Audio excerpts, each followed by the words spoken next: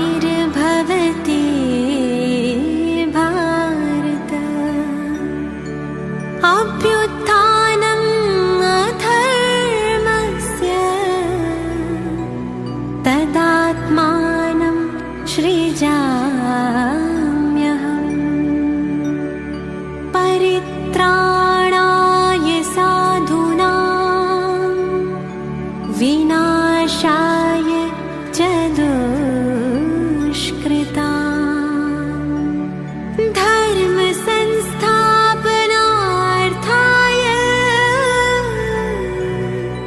संभवामि संगम युगे।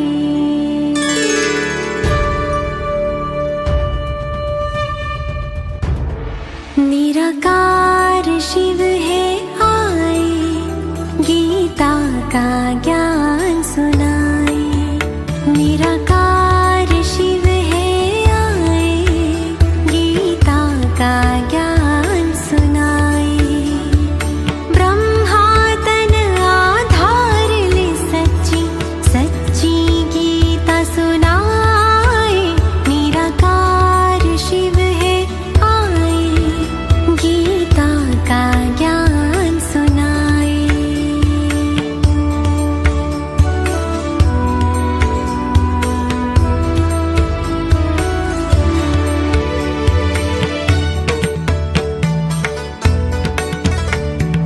भ्रष्टाचार दुराचार मिटाने आए हैं शिव भारत में। भाग्य विधाता स्वयं पधारे, साधारण तन ब्रह्मा में। ब्रह्मा मुख से शिव की वाणी जो गीता कहलाए। निराकार शिव है आए, गीता का ज्ञान सुनाए। निराकार शिव है आए, गीता का ज्ञान सुनाए। ओम शांति। आप सभी का श्रीमद् भगवद गीता के इस सुहावने सफर में स्वागत है। सर्वशास्त्रमणि शिरोमणि स्वयं भगवान वाच श्रीमद् भगवद गीता सारे संसार में एकमात्र अनमोल महावाक्य श्रीमद् भगवद गीता। आज आपको हजारों धर्म ग्रंथ धर्म शास्त्र मिल जाएंगे, लेकिन भगवान वाच कहीं पर भी उपलब्ध नहीं है। ये भारत की भूमि ही मात्र एक ऐसी श्रेष्ठ भूमि है जहां भगवान ने अवतरण लिया और मानव मात्र के लिए, मनुष्य आत्माओं के कल्याण के लिए अपने मुखारविंद से श्रीमद् भगवद गीता का उच्चारण किया है। श्रीमद् भगवद गीता मनुष्य आत्माओं के जीवन में सुख, शांति, पवित्रता का सही मार्ग दर्शाता है। इसमें कोई दोहराह की बात नहीं है। लेकिन आज हम जितने गर्व से हम कहते हैं कि हम भारतवासी हैं, उस भारत भूमि के जहां भगवान ने अवतरण लिया और पवित्र गीता का उच्चारण किया। 100 श्लोकों पंडिता, आप 100 श्लोक पढ़ लेंगे तो आप पंडित कहलाएंगे? नहीं। क्या इस पंडिताई से किसी का कुछ लाभ हुआ है? नहीं। आज हमने हजारों धर्म ग्रंथों तत्वों पे विचार किया, आलोचनाएं भी की, लेकिन क्या हुआ? क्या भारत भूमि पुनः स्वर्ग बन पाई? नहीं ना। मुझे एक बात याद आ रही है, मैं आपके सामने रखना चाहूंगी। एक बार एक विदेशी हमारे इंडिया में आता है, भारत में आता है। जैसे ही प्लेन से उतरता है, दोनों जूते अपने हाथ में ले लेता है, फिर चलना शुरू करता है। तब उसके साथ जो उसके दोस्त थे वो बोलते हैं कि ये क्या कर रहे हो, तुम ये जूते हाथ में क्यों लिए? तो वो क्या कहता है पता है? वो कहता है कि मैं भारत की भूमि में आ चुका हूं। ये भारत की भूमि मेरे लिए तीर्थमयी है, इसका एक एक कण तीर्थमयी है। देख रहे हैं कितना सम्मान है हमारे भारत के लिए, कितनी भावनाएं हैं। क्यों इतनी भावनाएं भारत के लिए, क्यों इतनी महिमा? क्योंकि यही भारत भूमि एकमात्र ऐसी भूमि है जहां भगवान ने अवतरण लिया और पवित्र गीता का उच्चारण किया। ये यही एकमात्र भारत भूमि है जहां पे 33 करोड़ देवी देवता निवास करते हैं। देवी देवताओं की ये जन्मभूमि कहलाती है। ये यही भारत भूमि है जहाँ पे अनेक ऋषि मुनियों ने जन्म लिया और अनेक वेद शास्त्र पुराणों की रचना की। देखिए कितनी अमूल्य निधियां हमारे भारत को प्राप्त हुई है, जिसको पाकर हम महान बन सकते हैं। लेकिन आज मनुष्य आत्माओं के अंदर वो पवित्रता, वो शुद्धता, वो ज्ञान की धारणाएं कहीं दिखाई नहीं दे रही है। ये वही भारत है जो पहले कहीं विश्व गुरु कहलाता था, अध्यात्म में शिरोमणि कहलाता था, लेकिन आज दिखाई नहीं देता। क्यों? चलिए जानने की एक छोटी सी प्रयास हम यहाँ पे करते हैं। कितना जो शिरोमणि कहलाता था हमारा भारत, आज उसका क्या हाल हो गया है। देखिए आज हमारे पास अनेक वेद हैं, शास्त्रों का ज्ञान है, पुराणों का ज्ञान है, जो हमारे ऋषि मुनियों ने हमको प्रदान किया है। लेकिन इतना कुछ देने के बावजूद भी, इतना ज्ञान होने के बावजूद भी आज हमारे अंदर वो ज्ञान दिखाई नहीं दे रहा। इसलिए श्रीमद् भगवत गीता के 4 अध्याय में बहुत अच्छे श्लोक से, बहुत सुंदर श्लोक से भगवान ने कहा, न्याय ही ज्ञाने सदृश्यम पवित्रम इह विद्यते। अर्थात ज्ञान के समान पवित्र इस दुनिया में और कोई वस्तु नहीं है। सुन रहे हैं क्या कहा? कि ज्ञान के समान पवित्र इस दुनिया में कोई वस्तु नहीं है। अब थोड़ा सा आप विचार करें कि आज हमारे पास ज्ञान नहीं है ना? आप एक नजर चारों तरफ एक बार घुमा के देखिए, आपको कोने कोने में ज्ञान मिलेगा। अच्छा ये बताइए कि आज के जमाने में ज्यादा ज्ञान मिल रहा कि पहले के जमाने में ज्यादा ज्ञान मिलता था? क्या कहेंगे? आज के जमाने में ना, देखिए आज जो ज्ञान वेद, पुराण, उपनिषद के बीच में छुपी हुई, दबी हुई मिलती थी, आज हम एक बटन दबाते हैं और वो हमारे सामने आ जाता है। हम देखते भी हैं, पढ़ते भी हैं, सुनते भी हैं और थोड़ा समझते भी हैं। फिर क्या करते हैं? तुरंत किसी और के पास भेज देते हैं। फिर जब जीवन की राह में आगे बढ़ते हैं तो कोई परिस्थिति आ गिरती है हमारे सामने, तो उसी ज्ञान को वहां पे हमको यूज करना होता है, प्रयोग करके उस परिस्थिति और उस समस्याओं से बाहर निकलना होता है। लेकिन क्या होता है? क्या हम उस ज्ञान को याद रख जीवन में धारण कर उस परिस्थिति से पार होते हैं? नहीं ना। आज घर घर में वेद, पुराण, उपनिषद सब कुछ है, ज्ञान बहुत है, लेकिन ज्ञान की धारणाएं नहीं है। इसका सबसे सुंदर एग्जाम्पल मैं आपके पास रखूंगी, रावण। कहते हैं रावण 4 वेदों का ज्ञाता था, जाति का ब्राह्मण और बहुत तपस्वी था। लेकिन इतना सब कुछ होने के बावजूद भी उसके प्रैक्टिकल जीवन में वो ज्ञान अप्लाई हुआ? प्रैक्टिकल जीवन में वो ज्ञान दिखा? नहीं दिखा ना, इसलिए उसका पतन हो गया। कहीं वही हालत तो हमारी नहीं है। आज हमारे पास बहुत ज्ञान है, हम भी पूजा पाठ करते हैं, लेकिन हमारे जीवन में वो ज्ञान नहीं दिख रहा है। कहने का भाव यही है कि आज ज्ञान तो है, लेकिन केवल और केवल सूचना बन के रह गया है, केवल बांटने के लिए रह गया है। तो जनमानस में पूजे जाने वाली, पवित्रता के रूप में पूजे जाने वाली श्रीमद् भगवद गीता मनुष्य आत्माओं के जीवन में अगर उतर जाए, ये गीता का ज्ञान कैसे हमारे जीवन में सुख शांति लेकर आती है। भगवान ने श्रीमद् गीता में क्या कहा है हमारे बारे में। देखिए, गीता किसने सुना था? अर्जुन ने। आपको क्या लगता है कि अर्जुन एकमात्र ज्ञान का अर्जन करने वाला केवल वही था? जब भगवान ज्ञान सुना रहे थे तो केवल वही सुन रहा था? नहीं, ये तो हम सभी जान रहे हैं कि अर्जुन केवल और केवल हम सब मनुष्य आत्माओं का एक प्रतिनिधि मात्र था। किसी ने बहुत अच्छी सुंदर बात कही है कि जिसने भी श्रीमद् भगवद गीता की इस ज्ञान सुधा को अपने जीवन में उतार लिया, धारण कर लिया, उसके जीवन में सब कुछ प्राप्त हो जाए। कोई भी कार्य उसके लिए असंभव नहीं है, सब कुछ संभव है।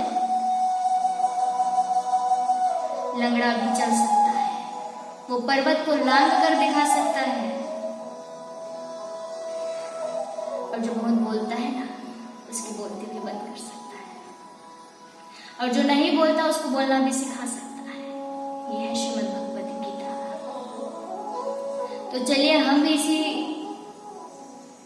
ज्ञान को अपने जीवन में धारण कर, इसी विचार के साथ जो वेद व्यास जी ने श्रीमद् भगवद गीता का उच्चारण किया है मनुष्य आत्माओं के कल्याण के लिए। वेद व्यास जी ने जो रचना की है श्रीमद् भगवद गीता का, जो 900 श्लोकों की ज्ञान पूंजी है, उसको भी हम अपने जीवन में उतारें और अपने जीवन का कल्याण करें। हम आपके पास पहले अध्याय से लेकर 18 अध्याय तक का सार आपके बीच रखेंगे इन 7 दिनों में। देखिए, श्रीमद् भगवद गीता का हर अध्याय जो है योग शब्द से जुड़ा हुआ है, चाहे वो विषाद योग हो, चाहे सांख्य योग हो, चाहे वो कर्म योग हो या क्षेत्र योग हो, सारे अध्याय में योग शब्द जुड़ा है। तो देखिए, यहाँ पे योग माना मिलना, योग माना जुड़ना। तो चलिए हम भी जुड़ते हैं श्रीमद् भगवद गीता के ज्ञान से, श्रीमद् भगवद गीता की ज्ञान की रोशनी से, और अपने जीवन के अंधकार को मिटाने का छोटा सा प्रयास यहाँ पे हम कर रहे हैं। श्रीमद् भगवद गीता का पहला अध्याय का पहला श्लोक बहुत ही सुंदर। क्या कहा? धर्म क्षेत्रे कुरुक्षेत्रे समवेता युत्सवः मामका पांडवश्च किम कुरुता संजय। धृतराष्ट्र पूछते हैं संजय से कि संजय, धर्मभूमि कुरुक्षेत्र में मेरे और पांडव के पुत्र क्या कर रहे हैं? हम आगे बढ़ने से पहले आपको एक बात बता दें। मुझे पता है कि आप भी यही सोच रहे होंगे कि मैं भी औरों की तरह कथा करूंगी, प्रवचन माला करूंगी सारे श्रीमद् भगवद गीता का, लेकिन नहीं, मैं यहाँ पे आज ना ही कथा करने वाली हूँ, ना ही कोई प्रवचन माला करने वाली हूँ जैसे कि और करते हैं। देखिए, हम बचपन से सुनते आ रहे हैं, सदियों से सुनते आ रहे हैं, रामायण में क्या होता है, महाभारत में क्या होता है। अगर मैं आज आपके पास रखूँ ये बात कि रामायण में क्या क्या हुआ, कोई भी प्रसंग के बारे में अगर आपको पूछूं तो आप मुझे तुरंत जवाब दे देंगे कि राम जी ने ऐसे किया था, सीता मैया ने ये किया था, विभीषण ने ये किया था, सब पता है। वैसे ही महाभारत के किसी भी पात्र के बारे में अगर मैं आपसे पूछूं तो आप भी मुझे उनका आंसर दे देंगे।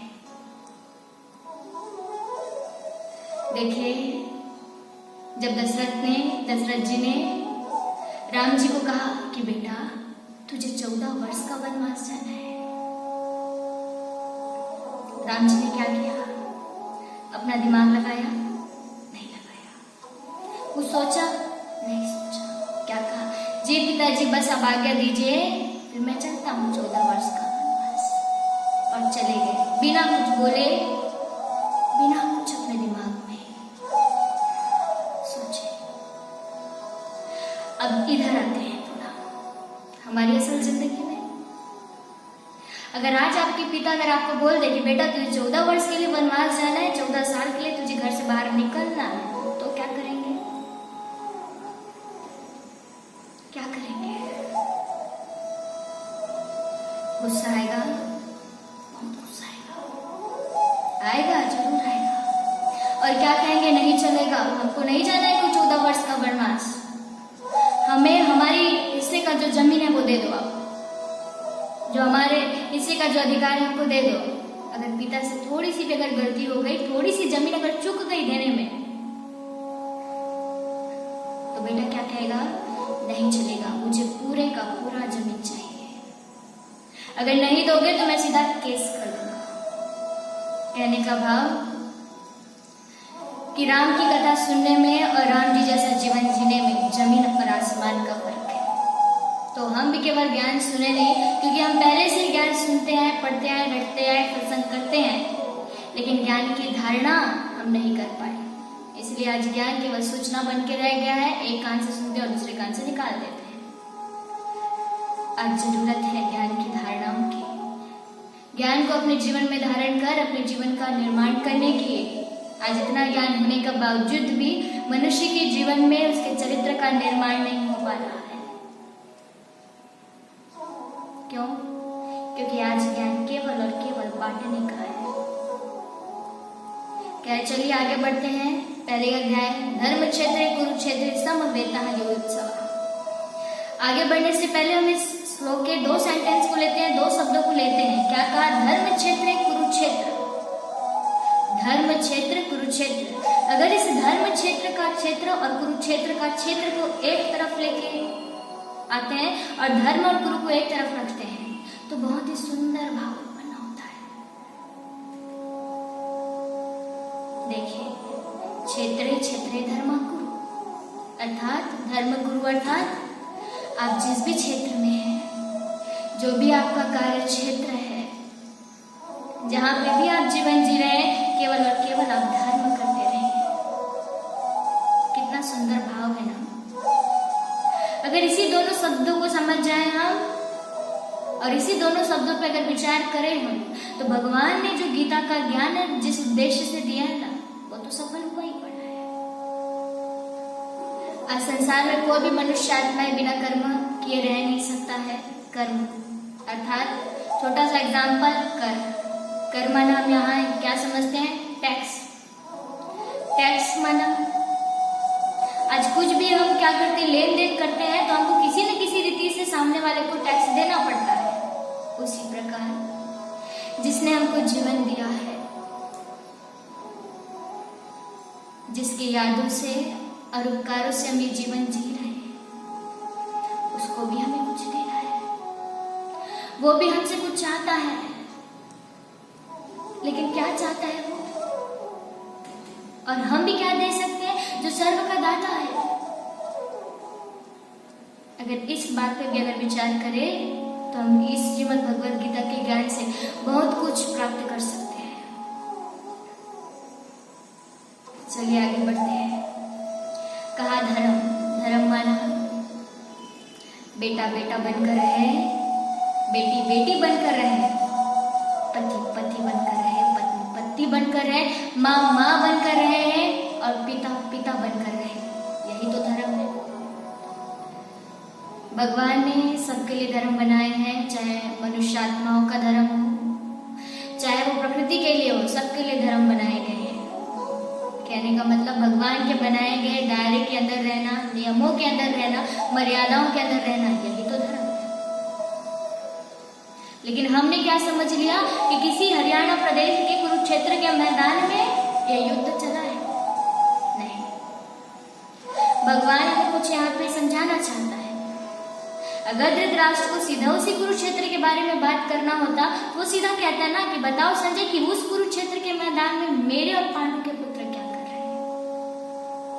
लेकिन क्या कहा? धर्म भूमि रूपी कुरुक्षेत्र।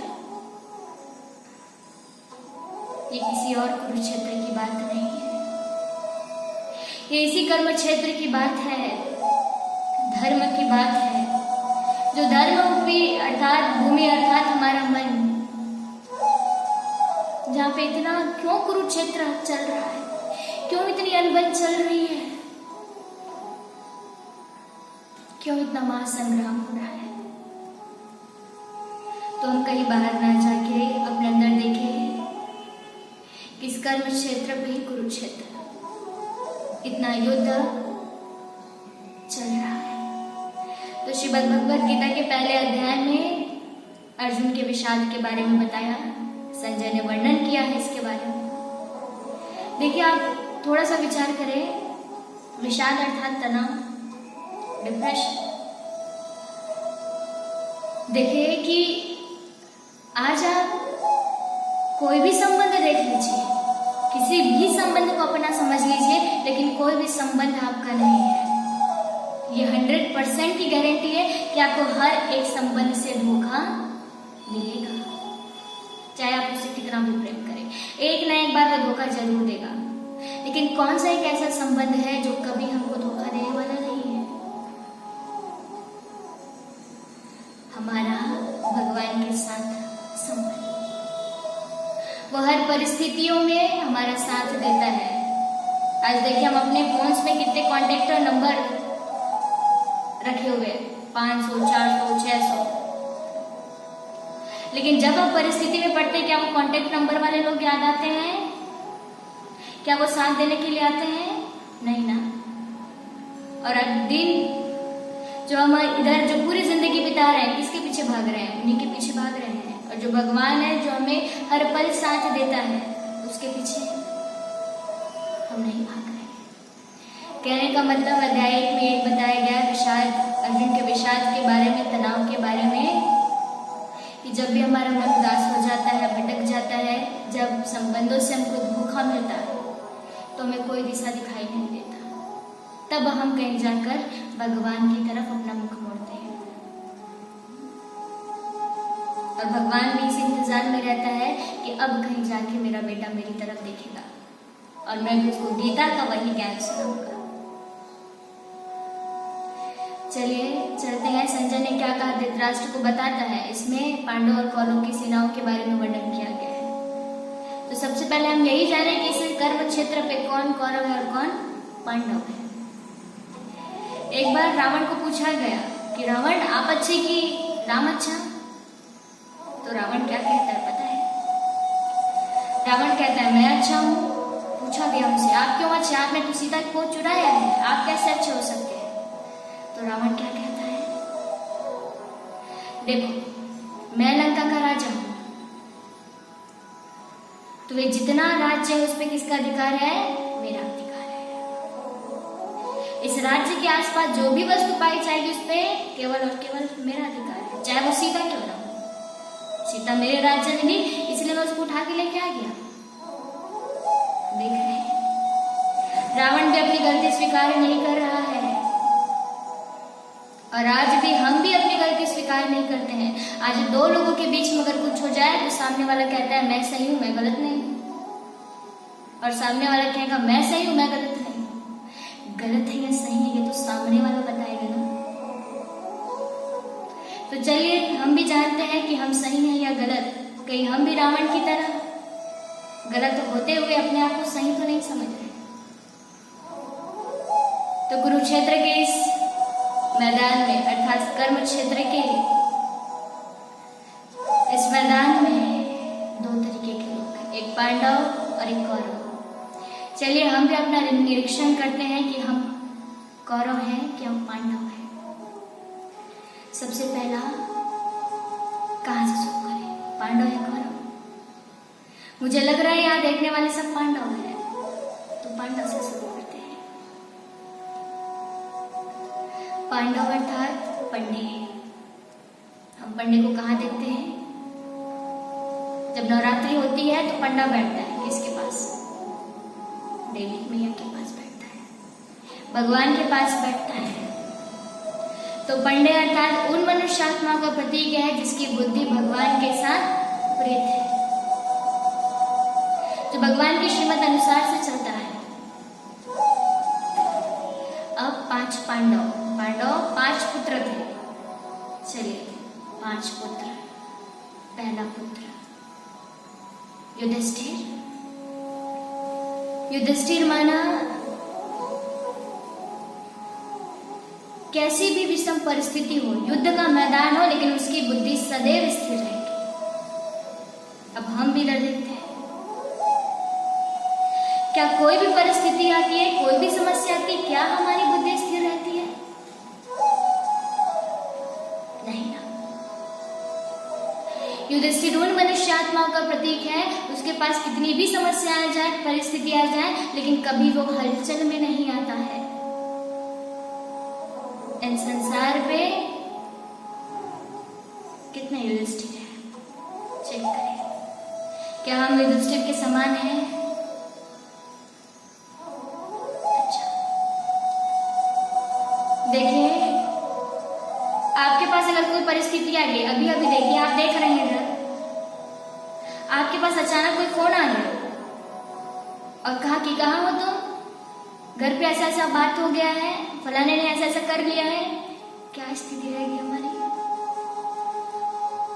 मन भटकेगा, धड़कन तेज हो जाएगी, पसीना आ जाएगा, व्याकुल हो जाएगा हमारा मन, क्या करूं, कैसे करूं, क्या कहेंगे? युधिष्ठिर है हम? नहीं। फिर बताया गया है भीम, दूसरा पुत्र। भीम अर्थात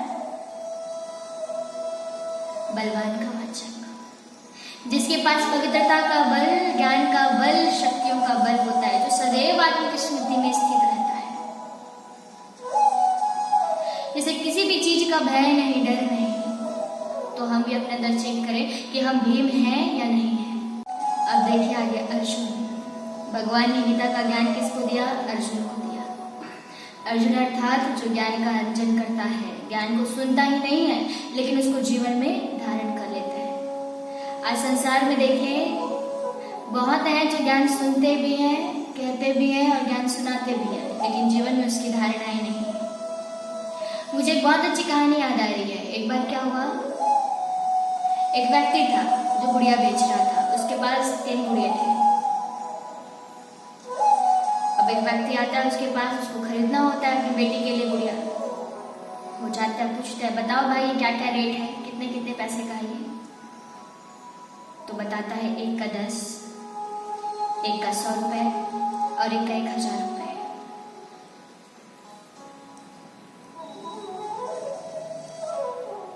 तो पूछता है उससे, तीनों तो सेम दिख रहा है, लेकिन आपने ऐसा क्यों कहा कि एक 1000, एक का 100 और एक का 10?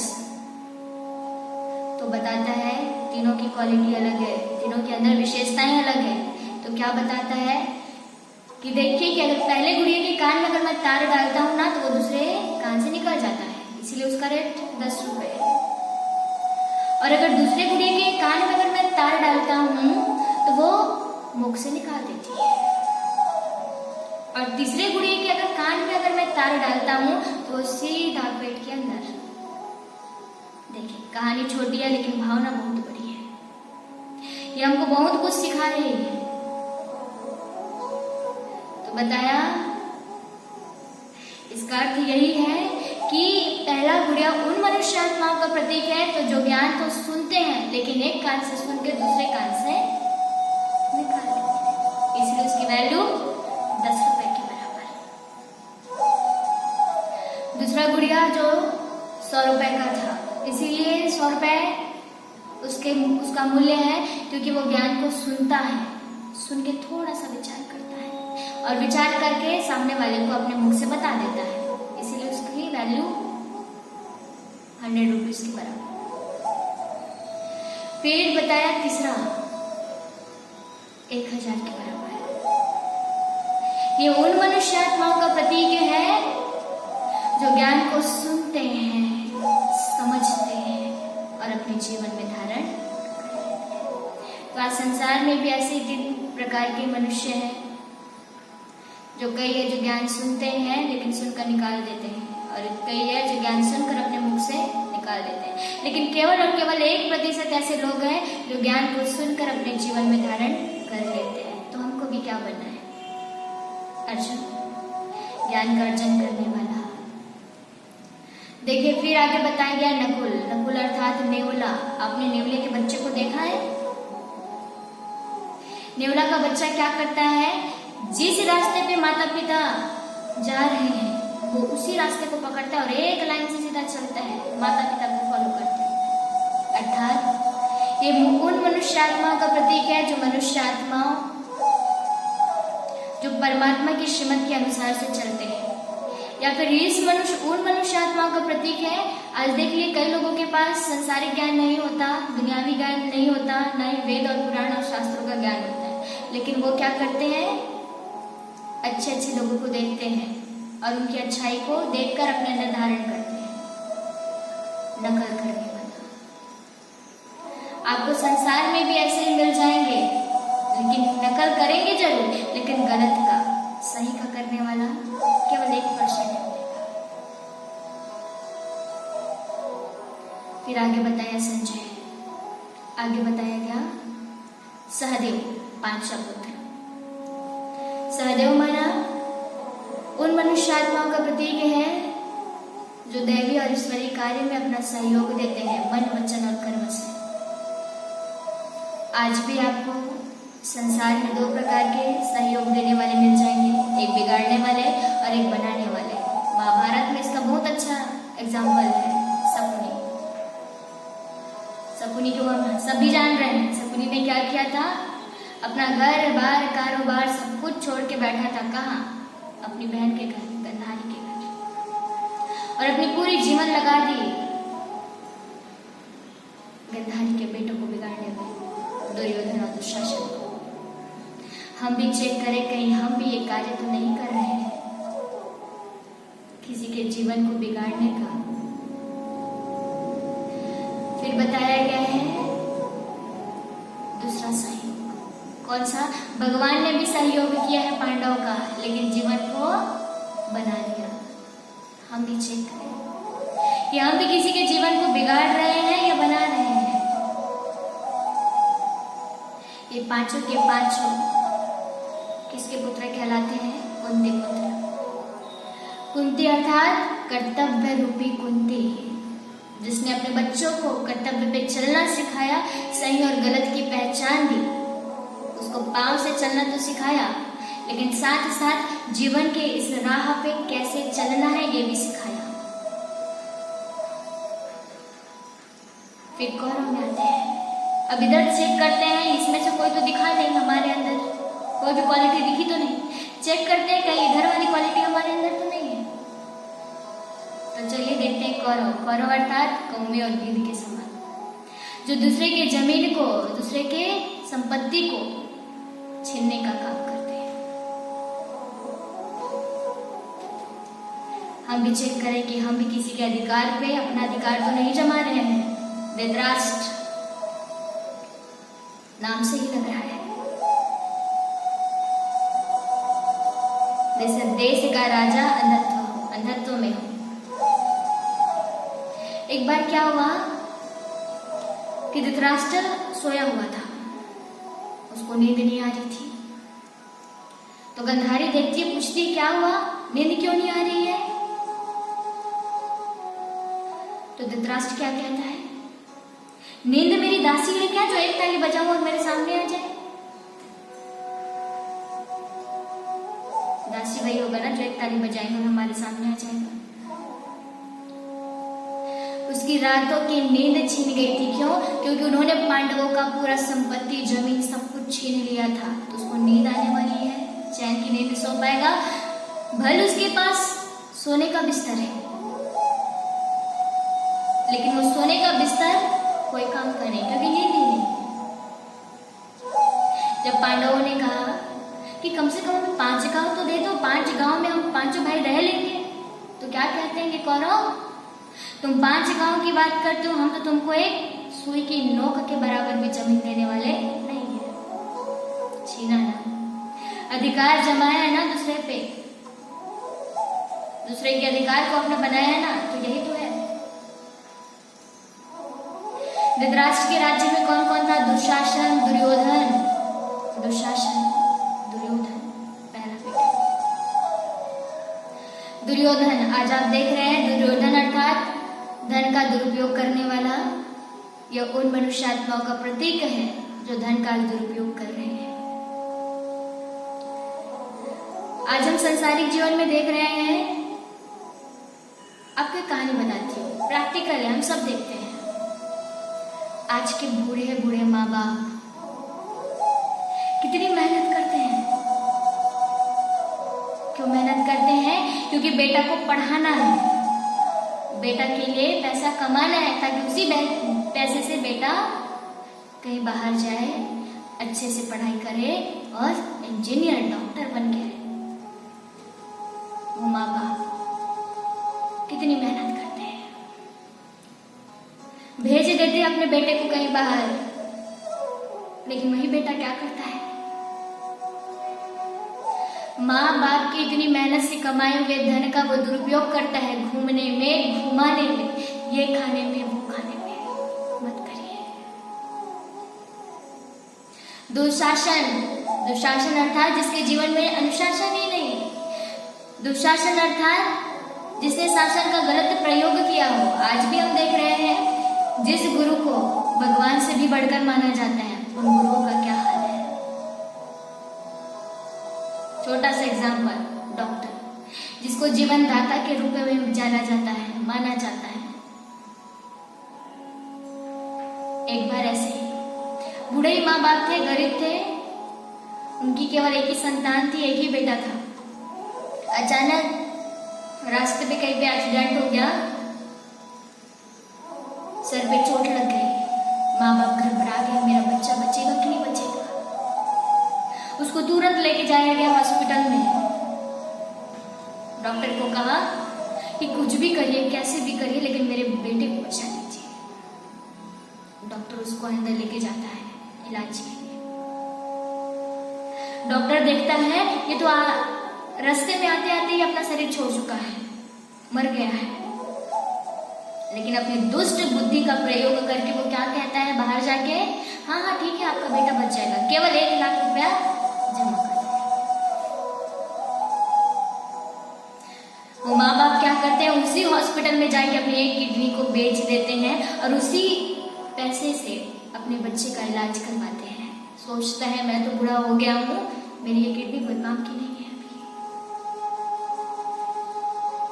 देख रहे हैं, जिसको जीवन दाता माना जाता है, आज उसकी क्या स्थिति है? पद का गलत यूज कर रहे हैं। आज कोर्ट कचहरी में जाते हैं, थोड़ा सा काम होता है, लेकिन उसी के लिए वो कितना घुमाता है। ये सब कौरव है। देखिए, कर्म इसने अच्छे नहीं किए थे, इसीलिए इनका अंत में क्या हुआ? सर्वनाश हो गया। ना कहीं हम भी ऐसा ना हो जाए, हमारे भी कर्म अच्छे हो तो हम भी पांडव की तरह बन जाएंगे। देखिए, एक बात आपको बहुत अच्छा बताती हूँ। आज के दुनिया में कौरव की माता कौन थी? गंधारी थी ना। गंधारी अर्थात उन मनुष्य आत्माओं का प्रतीक है, उन स्त्रियों का प्रतीक है जो सब कुछ जानती है, सही क्या है और गलत क्या है, लेकिन फिर भी अपने आंखों में पट्टी बांध के बैठी है। पति अंधा था, गंधारी अंधी नहीं थी।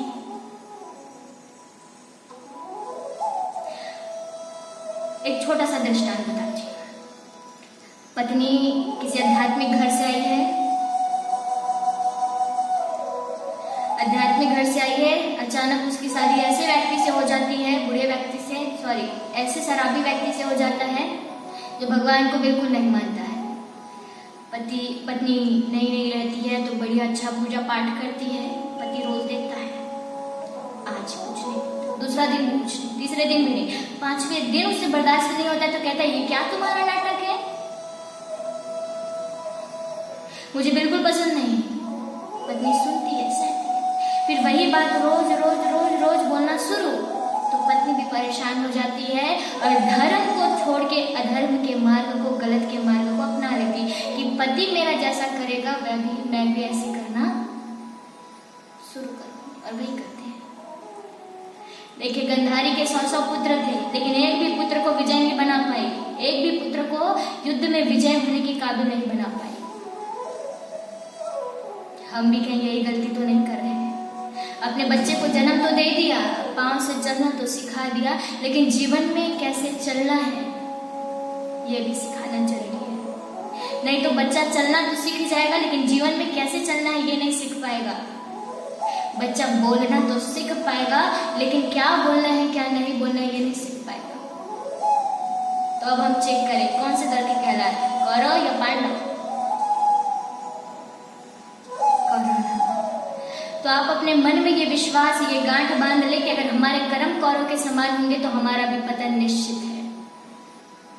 देखिए कुरुक्षेत्र के इस कर्म क्षेत्र पे जब धृतराष्ट्र कहता है कि संजय बताओ मेरे और पांडव के पुत्र क्या कर रहे हैं, तो संजय ने बताया, दुर्योधन अर्जुन के बारे में बताते हुए दुर्योधन क्या कहता है कि हमारा जो सेना है पांडव के सेना से ज्यादा बड़ा है।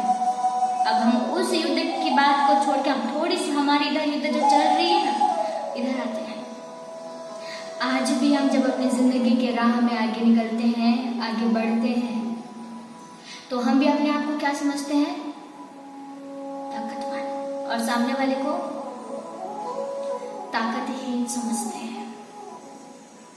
देखिए किसी को गलत और अपने आप को सही ना कहिए, क्योंकि जीवन में जब बॉक्सिंग चलती है ना तो हारने वाला भी एक बार एक मुक्का जरूर मारता है। 5 पांडव संसार में 1% है, ये 5 पांडव जब एक साथ हो जाएंगे ना तो ऐसा मुक्का पड़ता है। तो कभी किसी को गलत ना समझे, किसी को ताकतहीन ना समझे। भगवान ने जो गीता का ज्ञान दिया ये हमें यही सिखाता है, किसी को छोटा या बड़ा ना समझे, क्योंकि ये भगवान की अद्भुत रचना है। इस रचना में कोई हस्तक्षेप ना करे, सब अपनी जगह ठीक है, सबकी अपनी जरूरत है, सबके अपने जगह है।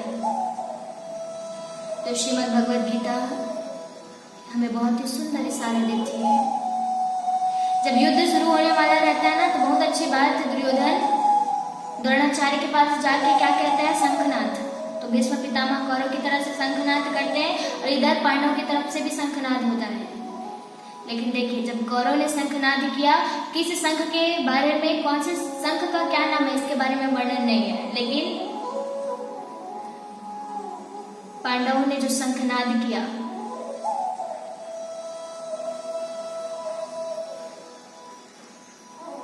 उसके बारे में वर्णन है। कहा पंचजन्यम ऋषिकेशम देवदंता धनंजय।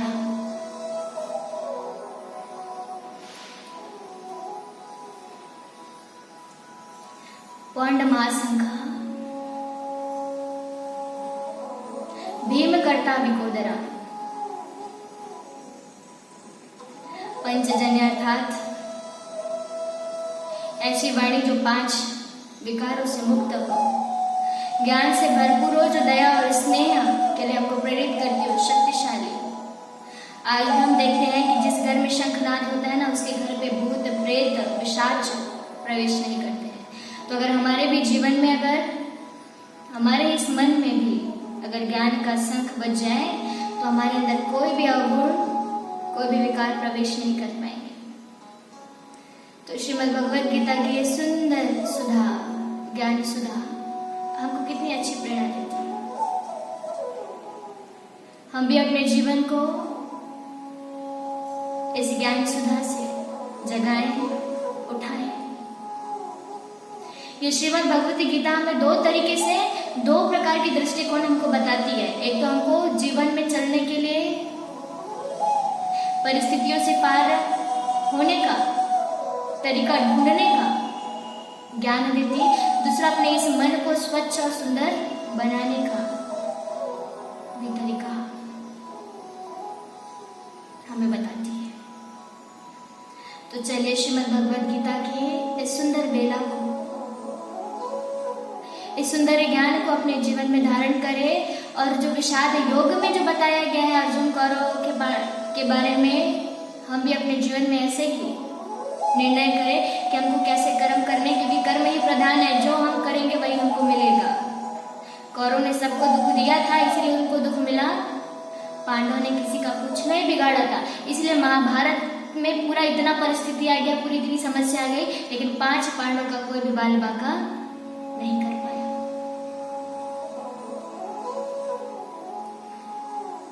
तो चलिए हम भी श्रीमद् भगवद गीता की इस ज्ञान सुधा को अपने जीवन में उतारे, धारण करें। इसी विचार के साथ ध्यान मुद्रा में बैठेंगे, अपने आप से बातें करेंगे। Red light.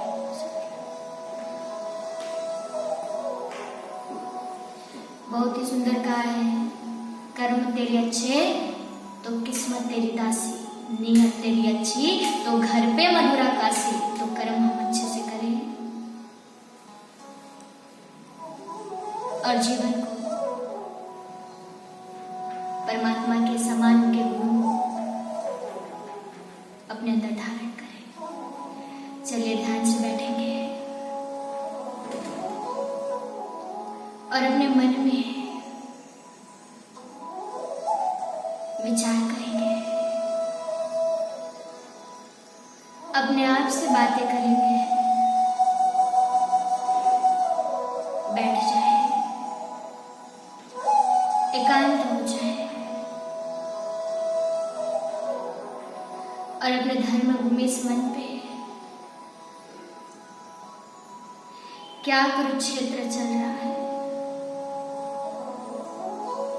क्यों इतना संग्राम हो रहा है, क्यों इतनी अनबन हो रही है,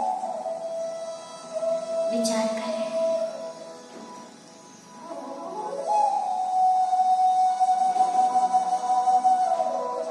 भगवान ने ये जो गीता का ज्ञान दिया, ये सुंदर सी वार्तालाप है। हम भी भगवान से ऐसे ही बात करें कि हे प्रभु, हे ईश्वर, हे परमपिता परमात्मा, आज मुझे ये समझ आ गया, ये बोध हो गया कि परमात्मा पे संपूर्ण विश्वास और अपने कर्मों पे संपूर्ण विश्वास, अच्छे कर्म ही मेरे जीवन का उद्धार करेंगे। दूसरे का जमीन, दूसरे के अधिकार को अपना अधिकार बनाना,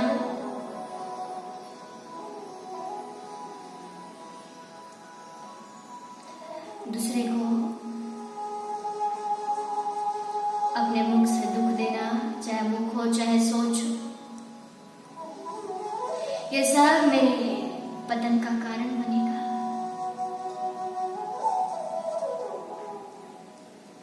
अपने मन में ये विचार करते जाए और परमात्मा से प्रतिज्ञा करें, हे परमपिता परमात्मा, मैं आज से आपसे प्रतिज्ञा करता हूँ कि मैं अच्छे कर्म करूंगा, पांडवों के समान बनूंगा, अपने अंदर युधिष्ठिर जैसी बुद्धि, स्थिर बुद्धि, भीम जैसा बलवान, पवित्रता का, ज्ञान का बल अपने अंदर धारण करूंगा, अर्जुन जैसे ज्ञान का अंजन करूंगा और अपने जीवन का कल्याण करूंगा। आपके बताए हुए हर एक श्रीमत पे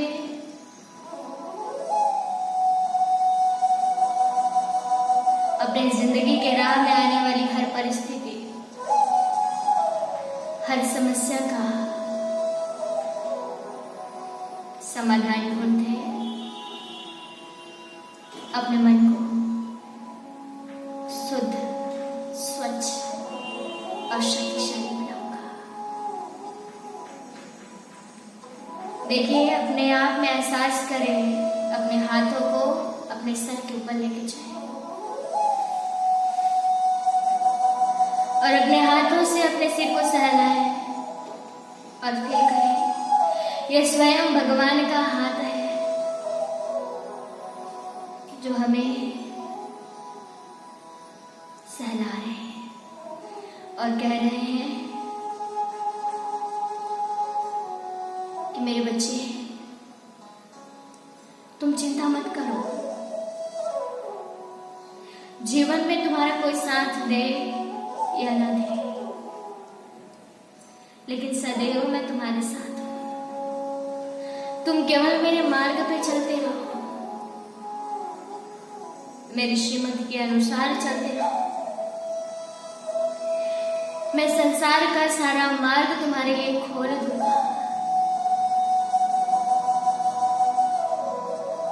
उनके प्यार का एहसास करिए,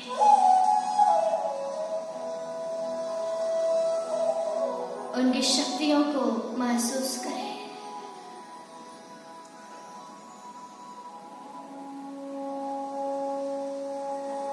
और इस कर्म क्षेत्र में अच्छे कर्म करने के लिए भगवान से प्रेरणा ले सकती है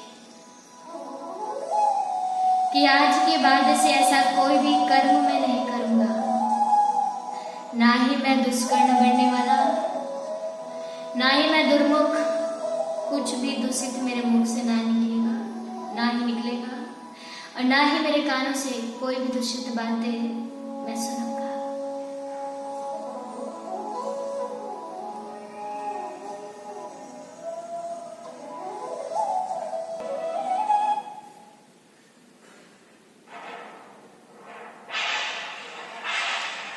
ध्यान से इस बात पे विचार करिए, ये क्या बोलना चाह रहा है।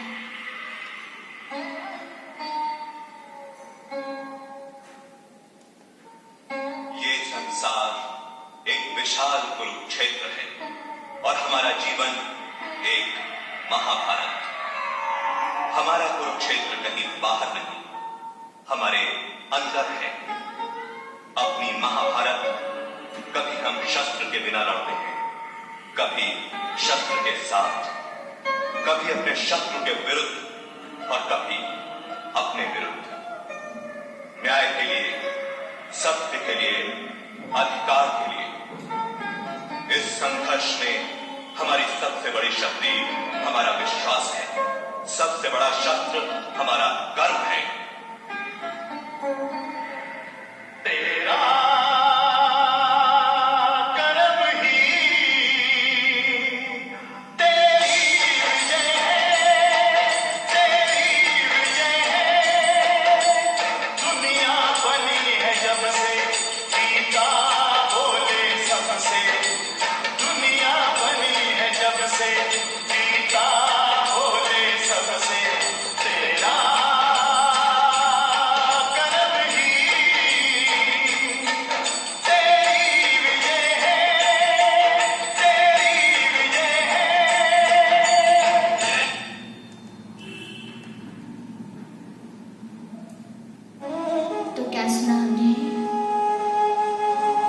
हमारे कर्म ही महान है। हम ऐसा कोई भी कर्म ना करें जिससे हमारे जीवन का पतन हो। हम भी भगवान के समान कर्म करें, पांडवों के समान कर्म करें। तो इस कर्म क्षेत्र में ही, यहाँ ही कोई पांडव है तो कोई कौरव है। अगर कौरव है तो अपने मन में ये बात बिठा ले कि हमारा पतन निश्चित है, और अगर कर्म श्रेष्ठ है तो अपने मन में ये बात बिठा ले कि हमारी हर परिस्थिति, हर समस्याओं में विजय निश्चित है। विजय हमारा है क्योंकि भगवान हमारे साथ है। कभी कभी ऐसा ना हो जाए कि भगवान साथ होते हुए भी कर्मों की वजह से वो भी हमारा साथ ना दे। इसी भावना के साथ आप और हम पुनः मिलेंगे श्रीमद् भागवत के इस सुंदर विचार के साथ। अपने जीवन में हर परिस्थिति, हर समस्याओं में कैसे पार निकले, इसके लिए परमात्मा ने क्या कहा है, भगवान ने इस गीता ज्ञान में क्या कहा